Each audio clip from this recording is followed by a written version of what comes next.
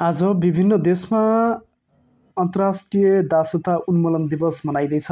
मानव तस्करी, जबरजस्ती श्रम, यौन शोषण, बाल श्रम, जबरजस्ती विवाह तथा बाल विवाहलाई सशस्त्र द्वन्द्वमा जबरजस्ती भर्ती गर्ने लगायत दासत्वका आधुनिक स्वरूपहरू विरुद्ध विश्वव्यापी चेतना फैलाउन यो दिवस मनाउन लागि यसको मूल उद्देश्य हो।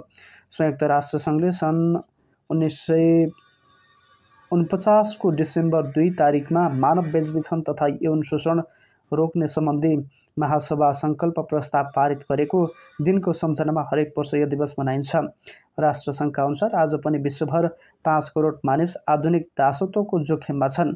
यीमध्ये अधिकांश महिला र बालबालिका बलपूर्वक श्रम गर्न बाध्य पारिएका छन्। जातीय विभेद, गरिबी, सामाजिक बहिष्कार तथा असमानतामा आधारित व्यवहारका कारण केही समुदायहरू अझै पनि शोषणको गम्भीर जोखिममा परेका छन्। प्रवासी तथा असुरक्षित श्रमिकहरूलाई घरेलु काम, निर्माण, कृषि, वस्त्र उद्योगदेखि यौन क्षेत्रसम्म विभिन्न आर्थिक शोषणमा लगाइने गरेको पाइएको छ।